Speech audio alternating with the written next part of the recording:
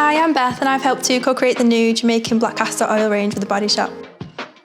The words I would use to describe my curls would mainly be bold, fierce and I'd say extravagant.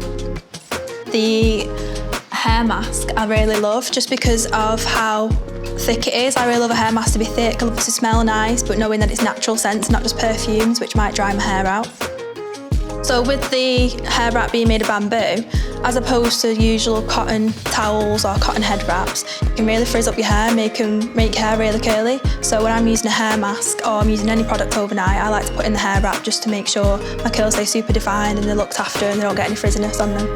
The highlight for me with making the new Jamaican Black Castor Oil range is definitely just knowing that a real insight has been given and just knowing that any information possibly I've given back or any feedback, how it's helped my hair, will help other people with curly hair as well. Learning that big companies like The Body Shop do actually care and do actually want to do research and create a good product range based on real people and real hair. The new Jamaican Black Castor Oil range will definitely be something I'll be recommending to everyone.